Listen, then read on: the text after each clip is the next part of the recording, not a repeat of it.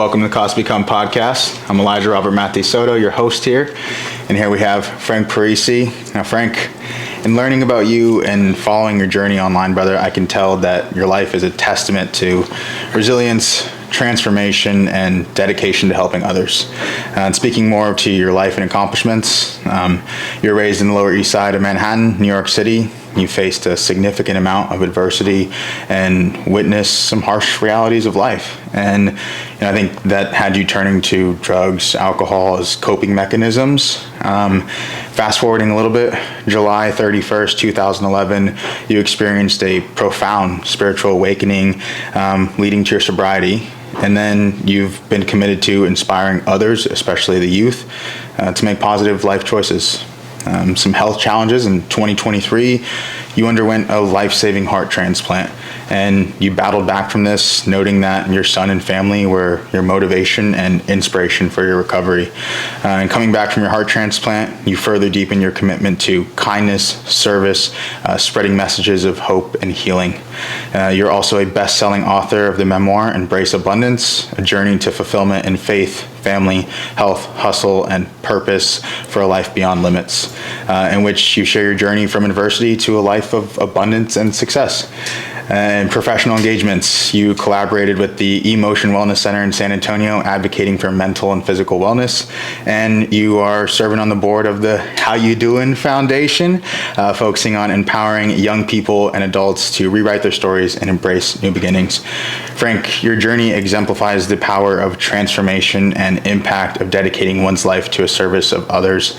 It's an honor to have you here on the Cost Become podcast today, and to get a chance to further learn about your story and to help get your powerful and inspiring message out to the world.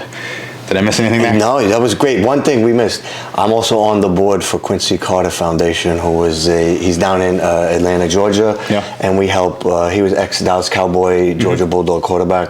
I sit on his board, and we help inner city youth as well get off the streets. Amazing. Get into baseball, get into football camps with Quincy. Actually, he was down in San Antonio. He came up, I have a podcast, and I'll get you on mine. Yeah. And he came down because one of his students that were in his camp that we got scholarship was playing for BYU in the Alamo Bowl against Colorado. So he came down. So that was one of our guys that was in the program that got to now be in college. So dude, that's awesome. Super cool. Yeah, it's all about my whole life's about service, brother. Yeah. Like, I think that in life we go through our challenges in life, and they either make us or break us. Mm-hmm. And I learned about this thing recently. It's, a lot of people suffer from PTSD, mm-hmm. post-traumatic stress disorder. And my business partner, who's extremely intelligent, neuroscience, he's like cutting edge with everything. He's a Pat Tillman Scholar Award mm-hmm. winner.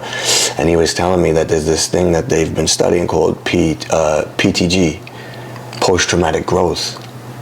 Interesting. And it's when some people, not everyone has this, but it's when people go through the most severe traumatic experiences, some human beings come out 100 times stronger. Yeah. And for me, I think that from my youth through my whole life it's not been an easy path. It's been one that's been hard. And I've had to do a lot of work to create the man that I am. But I believe that through all the hardship, I was able to face what I was able to face because of all the pain that I had endured throughout my whole life and worked through. I was able to face and respond in the manner that I did with everything that I had just gone through with the heart transplant and everything else. Frank, I could just tell immediately in kind of doing what I'm doing, I've talked to a lot of people, and you can tell in a man's eyes when they've been through some things. And I can tell that you've been through things. But I can also see sometimes when that trauma, that pain kind of turns into darkness. I see like yours is light. Yours is happiness. Yours is something that you've transmuted that into something good. And I see so many people go through a lot of stuff, but it kind of turns them to the wrong side of things, or it breaks them. And for you to be going through all of these things and to still come out someone wanting to serve, wanting to spread a positive message, man, it's an honor as a young man being here, being able to speak to you. It's great. Awesome, brother. I love that. Yeah. And for me, it was it was years of me growing up in dysfunction, and then I didn't know how to cope with that. So it wasn't light, it was self-destruction. You know, and then for whatever reason, I found, recovery. Yeah. And recovery gave me a whole new set of eyes. It gave me a new pair of glasses. It had me have self-reflection, self-accountability. It had me form a connection with God for the first time in my life. Yeah. And that's where the light really started to happen, brother. Because for a long time, I didn't, for decades, I would self-sabotage myself because the dialogue from the imprint of childhood, 0 to 8, we're really imprinted by the world and our home. And my home was not stable. There was like drug addiction and violence in the home and the neighborhood. And because of that, I always say we're like the old TVs. Maybe you don't remember, but the old TVs had antennas. And I think the download for the TV to work, the antennas they used to have to be a certain way. Yeah. And when we're 0 to 8, that's like our imprint of the world. And when we're around violence and trauma and drug addiction, the TV's it's never straight, bro.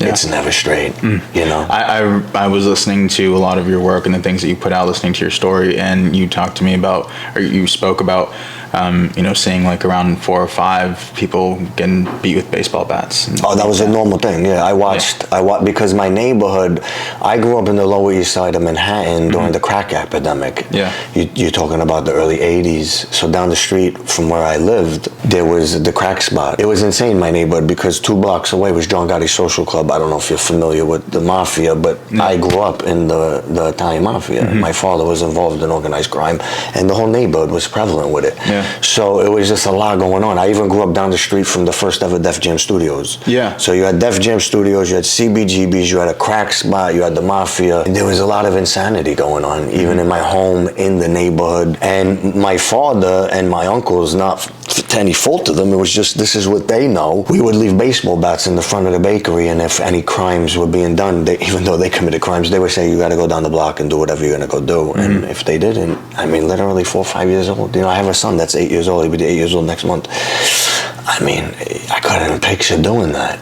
but we're all a product of our environment, and we only know what we know until we know something else. Yeah. So you can't ever fault anybody for what they don't know. Everybody's map's different 100%. Of the world. Yeah. You know what I mean? Yeah, everyone has their own unique journey here, but I think you've been able to turn a lot of that pain, a lot of that suffering into something where they say a tree can only grow, as high as its roots extend down, right? So extend down to hell or reach up to heaven. And I think that's a really powerful thing. Well, for me, my mess becomes my message. My pain becomes my purpose. Yeah. And I used to tell guys this for years before the heart transplant. Like, if you don't, like, you suffer in drug addiction, and really you're suffering drug addiction because you're filled with shame. It's usually coming from some trauma of childhood that you numb with drugs and alcohol, or maybe it was fun for you. Whatever the path is, at some point it becomes not fun. It doesn't work, and then what happens is now you start to feel shame because the last thing you want to do is tell somebody that I got this problem. That's the last thing I want to do. Yeah. Meanwhile, that's where all the power is. So you're filled with authenticity, in the vulnerability, and the honesty, and the authenticity. That's how we all heal in life, is through connection and love. Yeah. Period. I don't give a fuck who you are, bro. You know what I mean? Yeah. Well, that's what you're doing in fostering these environments for the youth, for people to have those places of connection and love so that they can do that. I love that. Yeah. But Frank, one of the things I want to touch on here is I actually found you through Dr. Steve online. Oh, Dr. Steve's my boy. I was just talking to Phil about him, bro. Dr. Steve is legit. Man is nonstop with the stories. Every day I'm like, man, I'm going to go back to my old ways. Dr. Steve's right there. Steve's the man. That his wife. They're both in great shape. Dude. Teresa. Yeah. I was like, damn, Dr. Steve, what are you doing? Get me on the regiment, man. I love it. So I found you through him, and I was like, oh man, this guy's legit. I got to learn more. So with that, like, what prompted you to share your story online and to build this powerful social media community you have now? I knew that when I was suffering from addiction, that God was using me to serve others. And then I knew when all this happened, because it just happened out of nowhere, Elijah. Like, it wasn't like I had heart failure. no one knew what was wrong with me. Yeah. So when I was in there, I said, in the hospital, I had the idea to write a book for my son just in case I would have died. And then that's why I wrote the book. It's dedicated to Sonny. Brother. Love that. And I said, you know what, I'm going to document this because I want the world to see this. I know that God is using me to inspire others. I know, again, he's using me as his tool. And I said to myself, I feel like he's going to put me on big stages. And like now he's showing me the stage. Like I travel with the Aspire tour and I go backstage, I hang out with David Goggins, I hang out with all these guys. And he don't have me on the stage, but he has me next to the stage. He has me right next to Goggins, watching him, learning from him, hanging out with him a little bit. Yep. So I don't know, but I saw that in the hospital. I saw a lot of the stuff that's happening in my life now.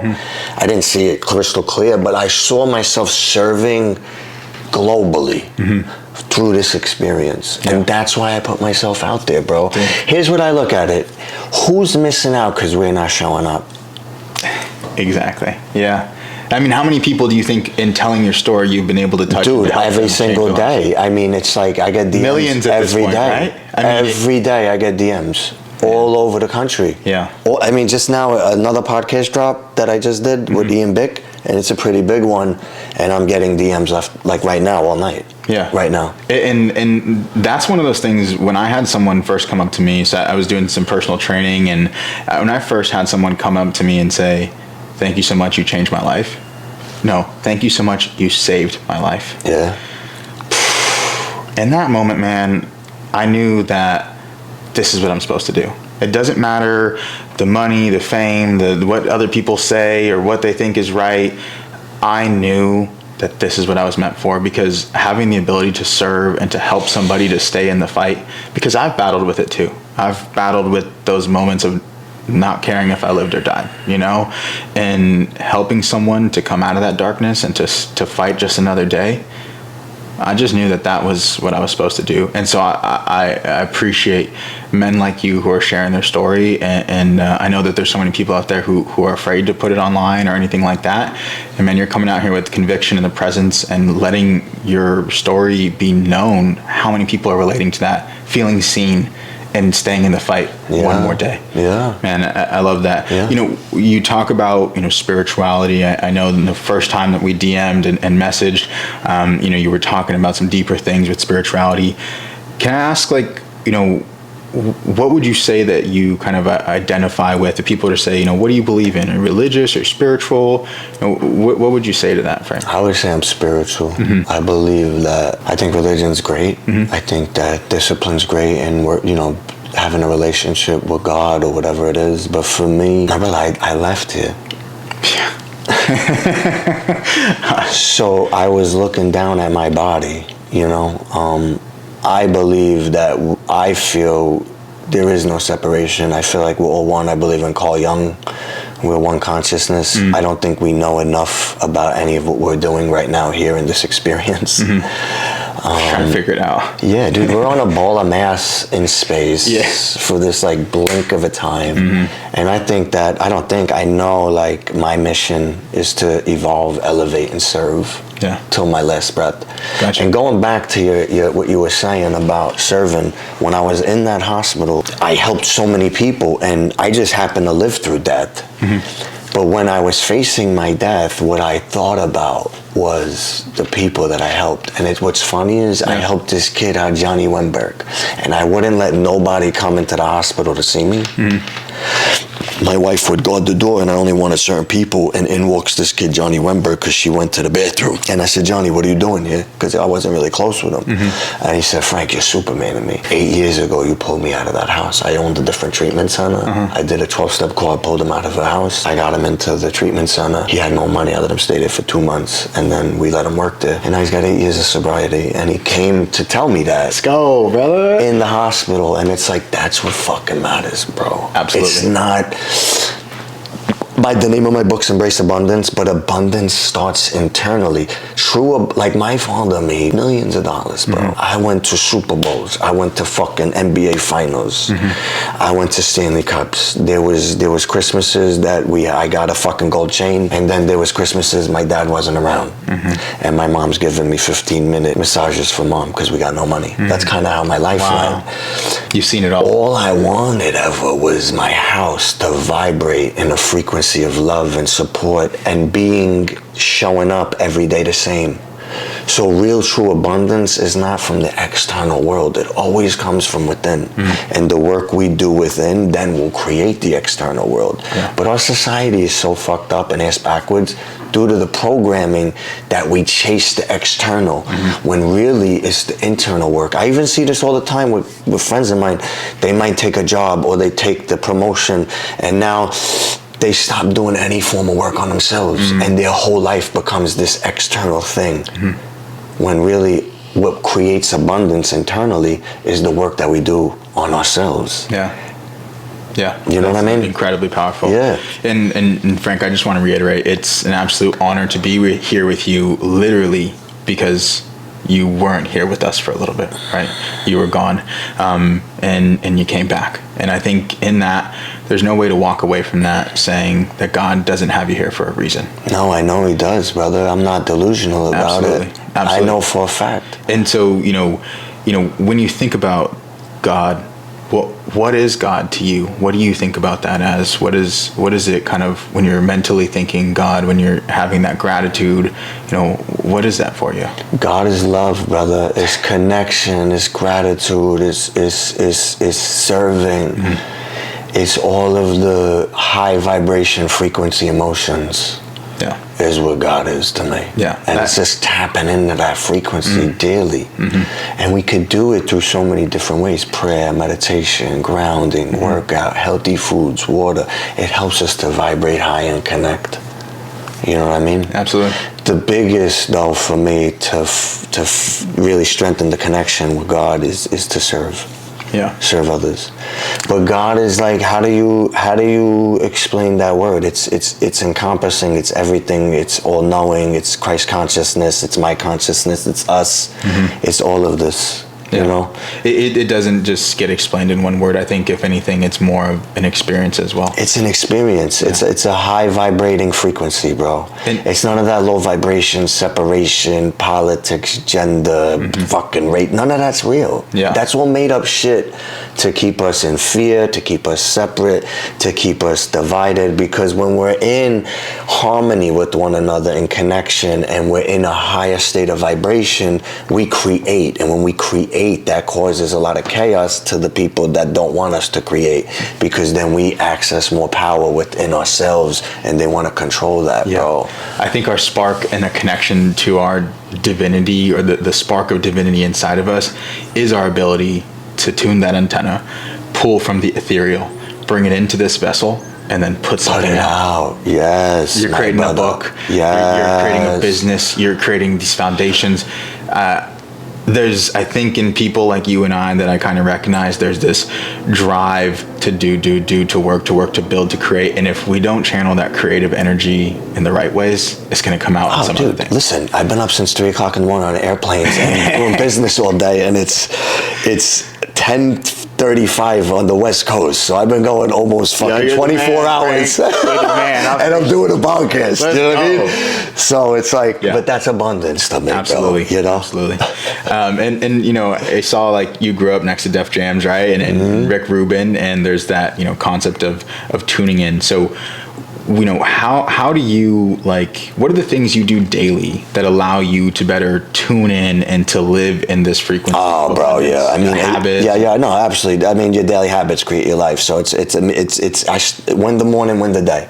I get up early, prayer, meditation, water, grounding, reading, journaling, workout, sunlight, healthy meal. If you hit those to start your day before you leave that fucking door, watch what happens. Then I set times to reflect. So I'll set a stop times to stop and to do a reflection throughout the day. And I reflect in the evening. But in my reflection, I'm brutally honest with myself. So it's not just self-reflection, it's self-accountability. So I always want to get better. Yeah. I always say that my family's excuse, my weakness is my family's excuse. So I always want to keep my sword sharp for them, for my son. My son's watching me in everything I do. So like how I show up is how he's going to show up. How my dad showed up is how I showed up. Yeah. So how I'm going to show up is how my son's going to show up. Yeah. So I make sure I show up as the greatest version of myself, brother.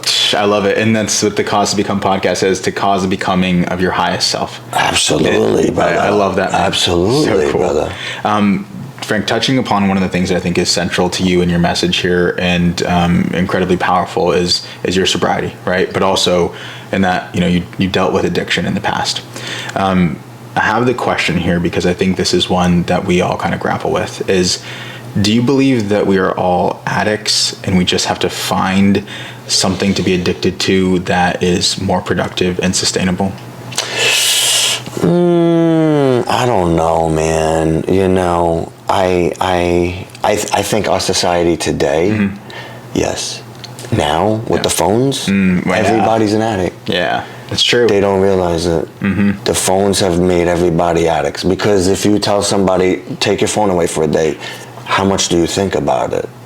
Every second. Now, times fucking, when it comes to addiction, like drug addiction, it's even that much stronger, So I don't know, bro. I think that drug addiction, I could speak for me, it was trauma induced. It was a way for me to be able to be comfortable in my own skin, because I felt always like all my cousins didn't have the life I had. They didn't have the violence and the drug addiction and the street shit. Nobody had it in the family besides me. So I always felt different. You know what I mean? Then I couldn't talk about none of this stuff. So I always felt different. So for me, that was my experience. How others see it, I mean, there's the DSM-5, they call it a disease. I don't know, bro. I couldn't tell you. I do think we all do need to find things that we can master in life, like the gym, our bodies, our minds. I have this saying, it's actually the acronym for my last name, Soto: success ordains those obsessed. Truth. Right? Yes. We resonate with that. Yeah. But because we're those type of people that are go, work, we got to do. Yeah. In that, I think sometimes people who have this predisposition can utilize work as something to cope from sitting in silence and having all those feelings and emotions and taking the time to do that. So, like when you're sitting in that silence, was it something that you had to force yourself into do, to sit there and to kind of feel all of that? Because I know that we like to get stuff done. And so that's something that's difficult when you realize, like, okay, we have to actually get that internal work done. And so like the meditation, prayer, anything else that's been central for you being able to like tap into yourself? Oh, I mean, the 12 steps of Alcoholics Anonymous, just the accountability within myself, the 4th step, self-reflection, looking at my part in things. Always, like one thing I always do is it's never anyone else's fault. My troubles are always of my own making. It's never of anyone else's. So I always have to hold myself accountable. Even if you fucked me over 99% of the time, I have to leave that aside because I can't change it. But what I can do is own 100% of my 1%, and that's what I could change. So it's just constant self-reflection. The 12 steps helps me with that. Yeah. Well, that's that extreme ownership concept. Speaking Complete about extreme ownership. Jocko, yes. Right? Yes. Absolutely. I got Jocko's man in my corner right now. Yeah? Yeah, I'm filming courses. He's my business partner. He did Jocko's courses. CJ, shout out to you. We're about to let this out to the world. Let's go. Yeah, Jocko's been a huge inspiration. Yeah. My father. I want to try to get on his podcast. Jocko, put me on your podcast. Let's go. Let's get it. One of the things I think me and you are very aligned on that you said, and it rang true, was that there's no coincidences. Never. Right? I had my own journey in coming to this realization.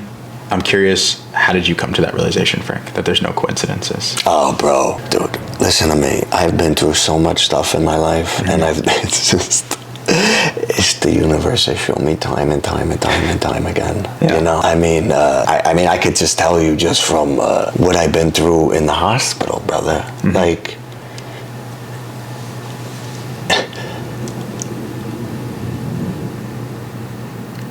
everything that I went through in that damn hospital, like, it's something out of a movie, bro. Like, I was in the bed, Elijah, for 9 days.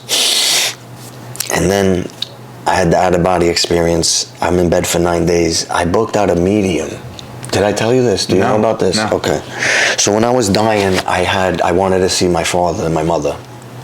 For whatever reason, I knew I was dying. No one believed me. My wife didn't even believe me. I kept telling them because I'm coughing up. I'm getting weak, you know. And I have an appointment with this fucking medium in the hospital that I booked out 5 months in advance. All my doctors were from New York that were in the hospital. The medium goes, "Are all your doctors from New York?" I go, "Yeah." She goes, "Yeah, your father sent them there." I was talking to my father on the other side.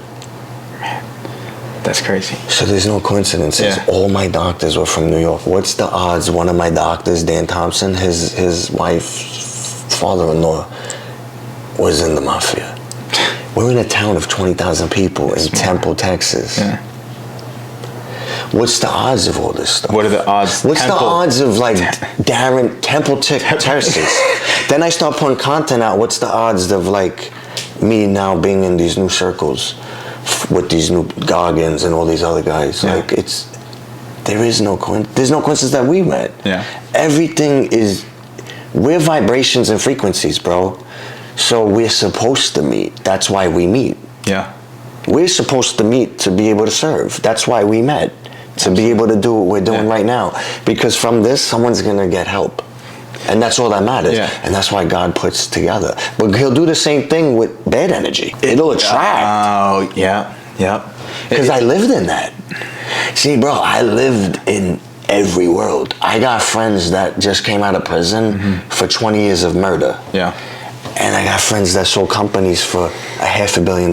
You've seen it both. I've lived in every world, the extremes of that. I've lived in the extremes. Yeah. Yeah.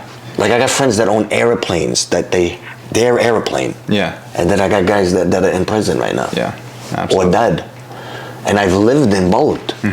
You know, I come from nothing and now I live a nice life. Yeah. So I've seen it all. And so in that you've realized, like, retrospectively looking at your life, there's just no way that it's all coincidence. Never, brother. I'm a guy from Little Italy that grew up in fucking mafia, drug addiction, violence. I did 1 year of college. I'm not a writer. Yeah. I'm a best-selling author. Let's go, man. And that's amazing. But it also goes to speak to, like, it's about showing up as your authentic self. I own a business. I own a few businesses. I'm not a businessman, but I'm a businessman. Now you are. Yeah. Now you got to embody it. Yes, bro. You know what I mean? Yeah. Yeah. Yeah. I love it, man.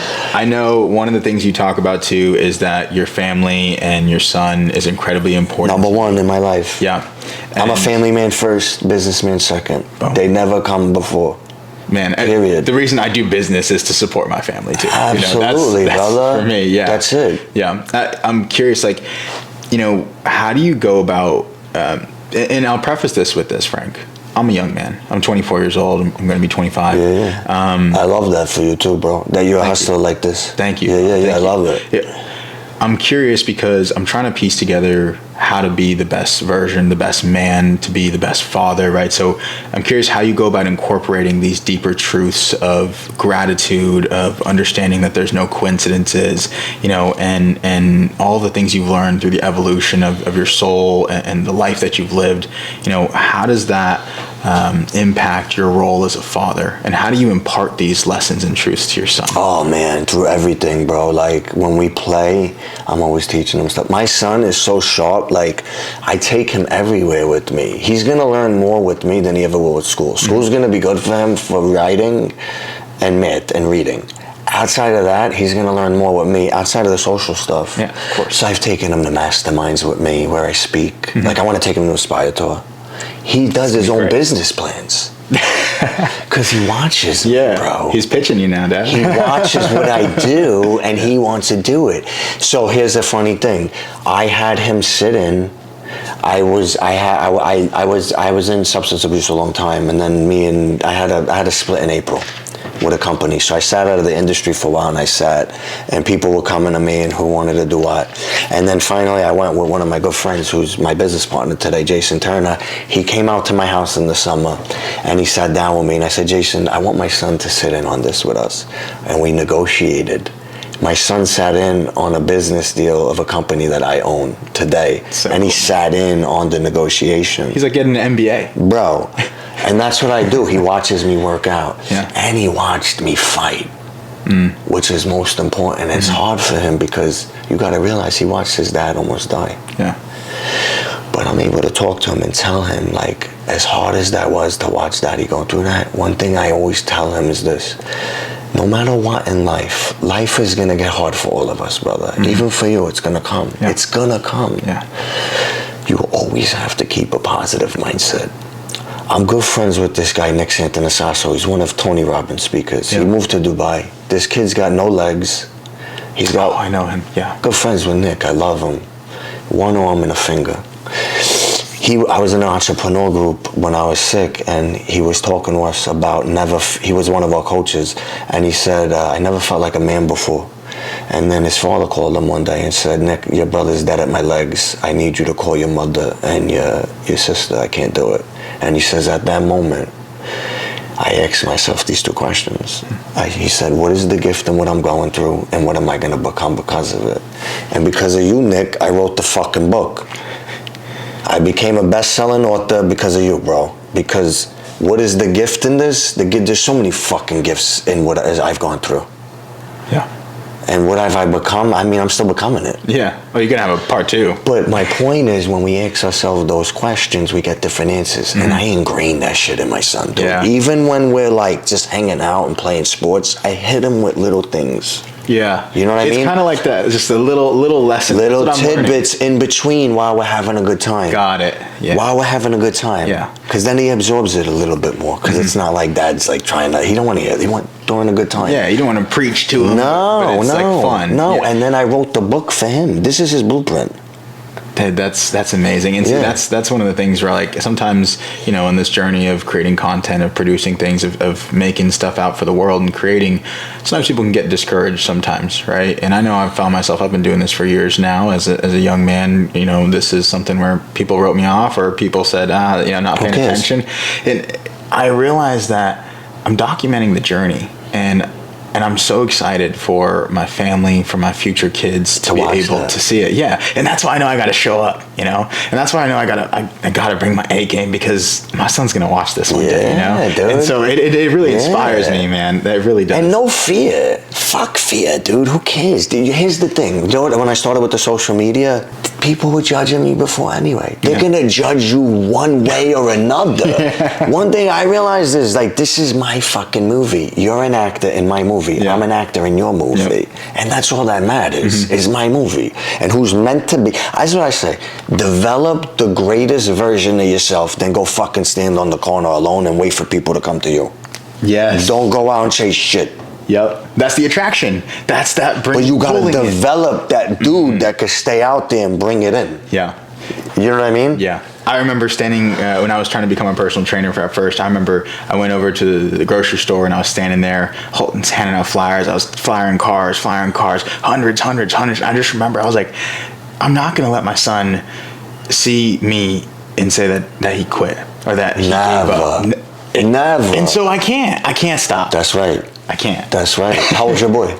I don't have one. Oh, you don't have one? Future. I'm ready for smart, bro. Yeah. Because, man, now I'm coming to the point where, like, I'm seeing men like you. It seems like every great man has a family and they're raising kids. That's what I want to do. I want to make it the future generations. That's better. What it's all about. So I'm trying to learn, you know, and I hope any young man out there can garner the wisdom from men like you who have been through it and are doing it. Yeah. So, you know, I absolutely love that. One of the things that I question in this is, you know, sometimes that the trauma and the painful things and the difficult things, you know, we talked about in baseball bats, 4 or 5 years old, you're watching this stuff. Like, sometimes that trauma kind of breeds that hustler, that dog mentality. And I've seen a lot of amazing people. They have difficult lives, and they often credit those for helping them to grow and to evolve. How do you grapple with that, knowing that you're a great father, you're giving your son a great life? That's amazing. That's beautiful. But do you kind of do some things to make sure that he gets in that toughness and resilience? Oh yeah, he's in Taekwondo, bro. Okay, there we go. No, blue belt. Like throw him in there, you're getting kicked. No, yeah, dude. There's no way. Because I live in a nice area in Texas. Yeah. Good. So it is good. Yeah. But I take him to New York. I take him to New Orleans. I take him and I show him and I walk with him and I show him and we see, bro. You know what I mean? Yeah. My son's good. He's smart. I teach him capitalism and altruism. So we do the lemonade stand.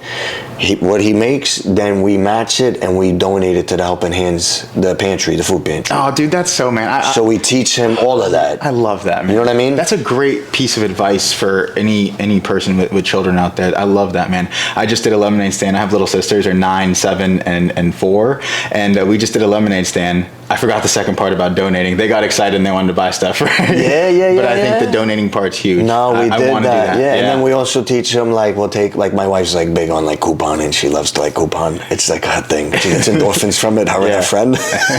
And Nordstrom Rack, TJ Maxx. Yeah, no, like CVS. CVS. She loves CVS, you know.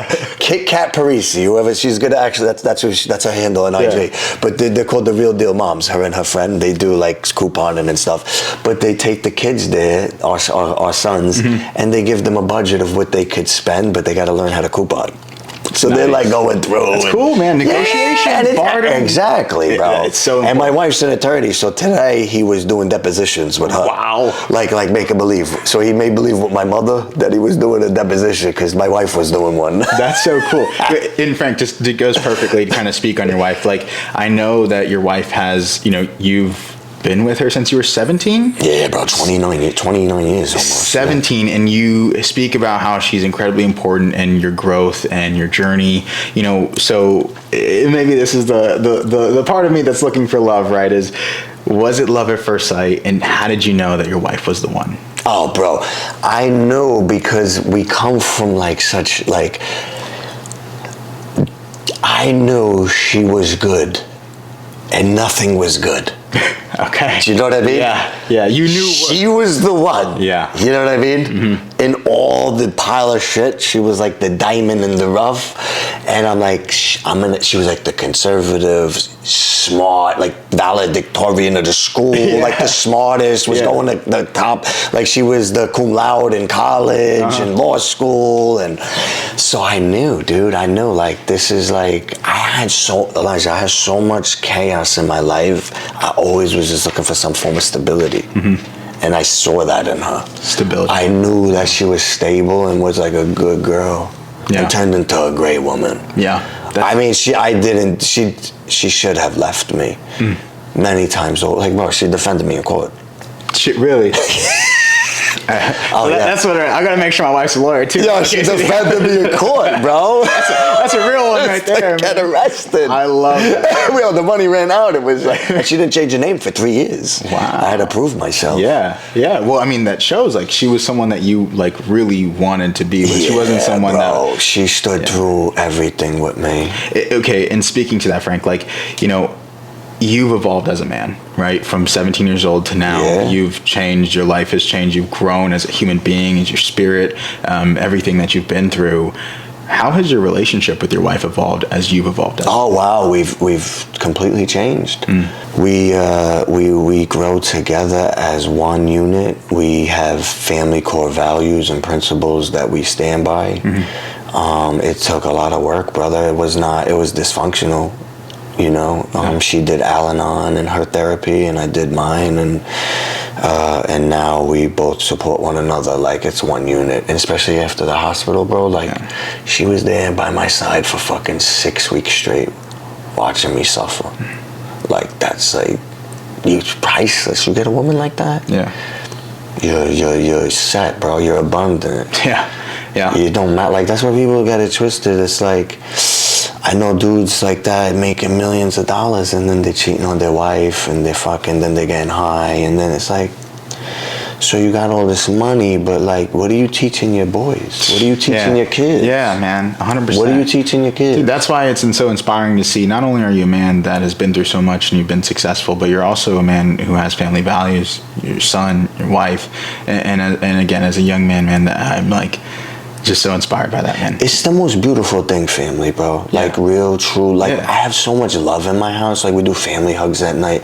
This morning, bro, leaving because I don't like to be away from them anymore. I fucking cried leaving my house this morning. Yeah. 5 o'clock in the morning, just like emotional because I love my family so much, Dude, bro. that's so cool. Well, I mean, what it's like. You built this family, and this is something that's it's a small little secluded thing from the harsh realities of the outside world. You built a family that has love and they're protected and secure, and your wife gets to be the woman and your son gets to be the innocent child, and like a lot of times the world takes those things away. And so I feels like in learning from men like you, the job as a man and the role as a man is to create that safe little kingdom there. Absolutely, bro. It runs through us, brother. Yeah. The vibration Yeah. of the home will run through us. Yeah. And it's like for us to show up in that stability, that love, constant. My son knows who's coming through the door. I didn't know that as a kid. Yeah. You know? One of the most powerful things I heard was when your wife came in when you were in the hospital and she showed you the photo of your son and she said, "Stay alive for him." As a man, I can't imagine the emotions, and I can imagine maybe the surge of fire that went through your soul. Like, what were you thinking and feeling in that moment, Frank? Bro, when I left, I had a vision of him growing up without me. And I said, I have to come back. And they told me that we'll let you come back, but you're gonna suffer. And I was like, that's fine. Like, there's no way, bro. There's no way. There's no way I'm not gonna be there for my kid. Because if I would have left, bro, see, I'm clear today, my brother, that like everything that happened is truly divine. Like, my heart had to fucking go because it still held on to the old generational shit. Trauma gets passed down from generation to generation. Yeah. And if somebody's gotta be the one in the family to change it, otherwise it just, like, I'm the one in my fucking family. Yeah. Nobody in my family is where I'm at in my life. And it had to get fucking removed. And I had to get this, I got a young girl's heart in my chest. 19-year-old girl. It had to come in. God knew that I needed that young heart to be able to be here longer for my son. Yeah. To help change our lineage, our future generations, our fucking DNA. Yeah. Or have given him a whole new paradigm shift of how he thinks and behaves, bro. Absolutely. I mean, it seems like a lot of people who have built great things and done great things, they have this moment where they're literally reborn. You were literally reborn, and it's just so crazy to see that you that registered, and you were like, oh yeah. Elijah, listen to me. The minute I hit my eyes open, we're here to drink water, to listen to music, to look at, to be experienced all of this. People are so fucking asleep. It was almost all taken away. My son was almost taken away. My wife, everything, bro. So like, to get to experience this, I'm so grateful, bro. To listen to music, to have a meal, to get a workout in, like, be grateful to be alive, bro. You're here to experience this shit. But we walk around in some bullshit in our fucking head. A lot of people, you see it. Yeah. You see it. Miserable. Or they think that they have a problem. Yeah. My friend called me the other day, goes, my daughter got a B. And now she's going to be so upset for college, being home. I says, well, what the fuck did you do as a father that the B is going to destroy you? Wow, that's huge, yeah. You know what I mean? Yeah. And like, why is that I said, show her a picture of me. When I came out of if you ever see the picture of me when I came out of the heart transplant, I wrote on the fucking sign, I don't care about pain. I'm grateful to be alive, to feel. I saw that, absolutely. You know what I mean? Yeah. Give me the pain, bro. I'm alive to feel this motherfucker. And that's what. And the flip side of it is you can't experience joy without the pain. Yeah. So you can't have one without the other. So it's a season, and that season teaches us. Got it. It sharpens our swords. Exactly. So then when we feel the joy, it's like, oh fuck, this is beautiful. You're able to register and to have that gratitude because you know what it's like on the opposite side. Yeah. You know, like touching on some of the great work that you're doing to serve others, Frank. Can you help me understand more about what the How You Doing Foundation is about and your role in it? Yeah, sure. The How You Doing Foundation is for youth. It's a clubhouse that's being built right now, and there's going to be all different types of clinical services for adolescents suffering from mental health and substance abuse. It's a nonprofit, but we also teach them how to make pizza. Cool. Yeah, so Eddie Fish, he's from Jersey. He's half Italian, and he's a big pizza guy. So it's teaching these kids like to get away from the streets. We're going to teach you some vocational stuff. You learn how to make some pizza. We'll do some therapy. We have the clubhouse here.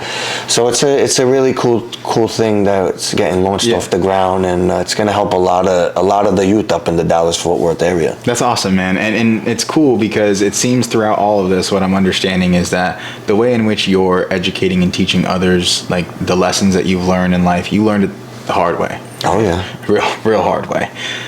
It seems like what you're trying to do is to impart those lessons on people in a better way. Absolutely. In a way through joy and love and gratitude and leading them in a way where they don't have to go through those things, but they're able to still learn those lessons. Absolutely. And bro, it's like there's ways you can learn. You can learn through your own mistakes, or you can learn through others' mistakes. So I always tell my son, learn through my mistakes and others. Yeah. You know what I mean? Don't learn through your own. I'm telling you already. Absolutely. Yeah. Well, and they're not going to believe you if you're not kind of embodying all of those things, and your actions back up your words, and vice versa, right? Like you are that man. So if your son looks to you and he says like, I want to be just like my dad, like that's a good thing, you know, because you've made yourself to be a man now that you can be proud if your son is. Oh, absolutely. But I mean, imagine 20 years ago. I wouldn't. It would have been a nightmare. Yeah. I would have developed another animal in society. That's what would have happened. Yeah. You know? And we see that cycle, and now you're the one breaking that. I'm the one, bro. That's why I took on everything in my family. It's like the Matrix. You are the one. I became the one, dude. That's it. Yeah, that's awesome. Frank, I have a quote that I posted on my page on the Cause to Become, and I believe, I tuned in to receive this. I love it. And it says, God gave you a gift. Now you have to figure out what it is and then share it with the world. What do you believe your gift is, Frank? Oh, bro, my gift is to give the world hope, because hope creates belief, and belief changes the world. It changes people. It changes the world. My story embodies hope. I never gave up. I come from hard upbringings, drug addiction, street violence.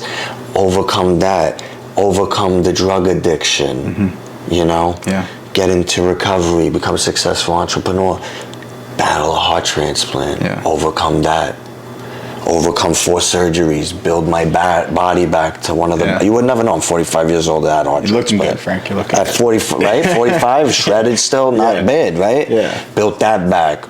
In 1 year, I partnered in a substance abuse and mental health facility. This is after I had a heart transplant.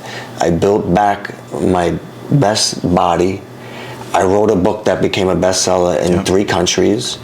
I do motivational speaking. I do mindset and fitness coaching. And I'm an ambassador for Prince Marketing Group in 1 year. So it's like, what are you going to go create? That's why I put out what I put out, and I do what I do to inspire others, to show them it doesn't matter where you start in life or what your current circumstances. Have a vision for what it is you want your life to look like. What is the greatest version of yourself? Make agreements with yourself.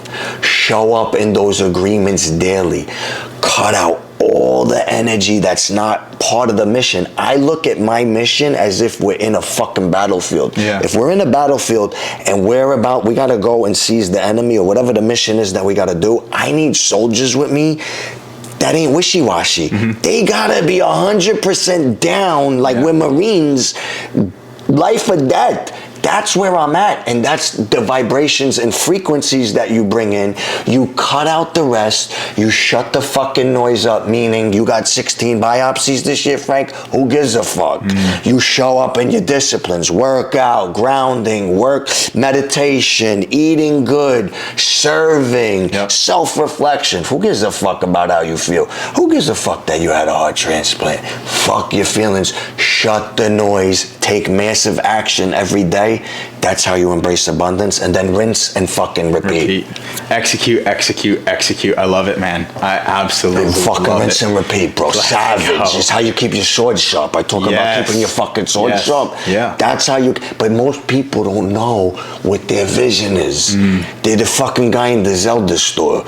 They don't realize they could be Zelda. Yeah. The game Zelda. My friend says the guy's name's Link. It's fucking Zelda. Zelda would go to the different lands, right? And he goes and he's buying shit. He's got the sword, and then he goes into the store, and it's the same fucking guy in the store. And the guy doesn't realize he could be fucking Zelda too. Yeah. We all could be Zelda. Yep. We all could do what the fuck I just did. Because I died, I'm like, yo, there's no time to spare.